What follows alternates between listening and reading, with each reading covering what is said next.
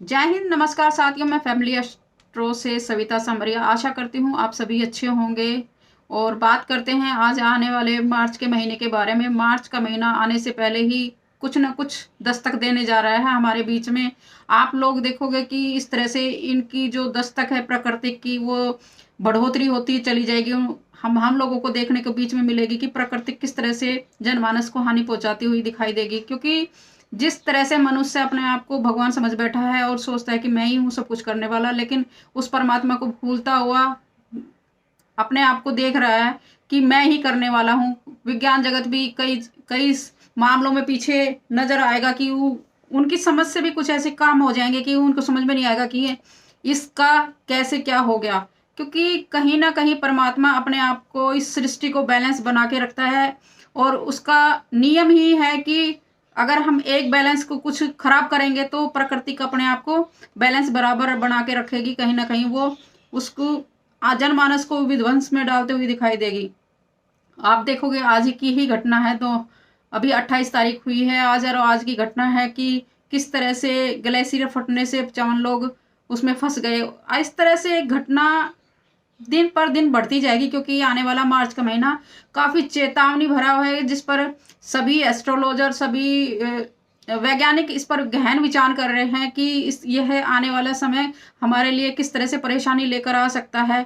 कहीं ना कहीं सरकारों को भी सचेत हो जाना चाहिए, क्योंकि जिस तरह से जल तत्व एक्टिवेट हो रहा है, तो जो भी जलीय स्थान है उनकी निकासी के लिए जो भी साधन है उनको प्रॉपर दुरुस्त कर देना चाहिए। क्योंकि आने वाले समय में कहीं ना कहीं पानी से बहुत बड़ी हमें समस्या देखने को मिलेगी। तो हमें सरकारों से भी आग्रह है कि आप थोड़ा सा उस पर ध्यान दें, ताकि लोगों को, जनमानस को उस चीज से हानि ना हो। क्योंकि समुद्री किनारे पे जो भी राज्य बसे हुए हैं या कहीं ना कहीं उनको परेशानी हो सकती है, तो सरकार पहले से आगाह कर कर उनको दुरुस्त किया जाए, ताकि जनमानस में आने वाले समय में परेशानी ना हो। जिस तरह से, और खास तौर से जब भी मीन राशि में शनि गए हैं, कहीं कहीं ना कहीं वो विध्वंस का कारक बने हैं।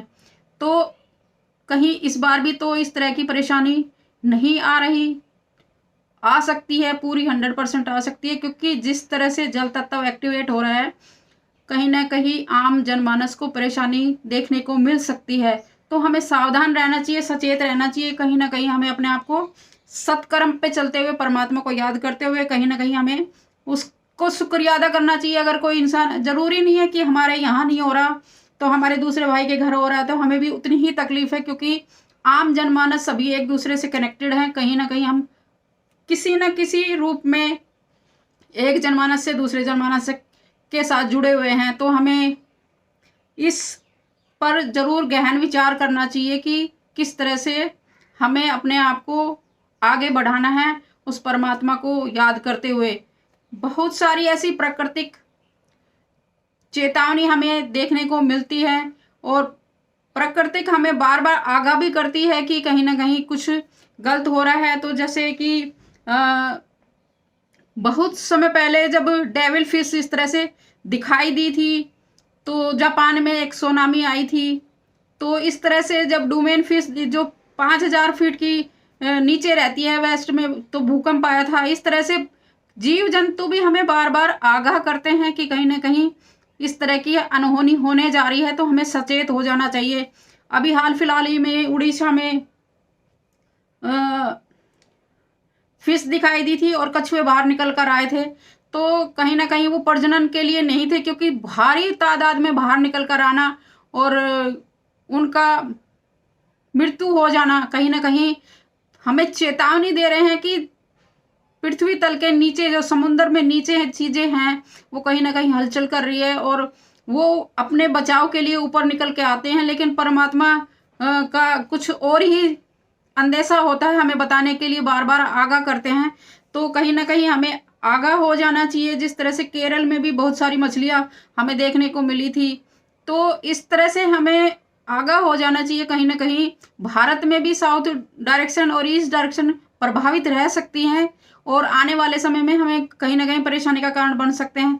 वैसे मैं आपको डेट और बताऊंगी जिसमें काफी हमें परेशानी देखने को मिलेगी। क्योंकि कुछ समय अच्छा होता है, कुछ बुरा होता है, लेकिन हर समय अच्छा पूरा महीना अच्छा नहीं जा सकता, तो कुछ अच्छा हो सकता है, कुछ बुरा हो सकता है। तो जो जो खराब तिथियां हैं हम उस पर विचार करें। कोई भी अपने जाने में, आने जाने में और किसी दिशा में हम यात्रा कर रहे हैं तो खास तौर से उस डायरेक्शन में यात्रा करने से बचे, क्योंकि जो डायरेक्शन खराब है हम उसमें जाएंगे तो कहीं ना कहीं हमें परेशानी हो सकती है। तो हम पहले से सचेत रहें कि हम उस डायरेक्शन में ना जाएं जहां से पहले से ही प्रॉब्लम नजर आ रही है। तो आप देखोगे कि जिस तरह से अभी हिमाचल में बर्फबारी और इस तरह से प्रकृति कहीं ना कहीं अपने आप में उलटफेर करती हुई नजर आएगी आपको। तो कहीं ना कहीं हमें बीमारियां भी हो सकती हैं और भूकंप भी आ सकते हैं, बहुत बड़ी सुनामी तो तैयार होगी ही होगी। आप देखोगे कि आने वाले समय में कहीं ना कहीं जल तत्व जिस तरह से एक्टिवेट हो रहा है, कुछ ना कुछ बड़ी अनहोनी हमारे सामने को देखने को मिल सकती है।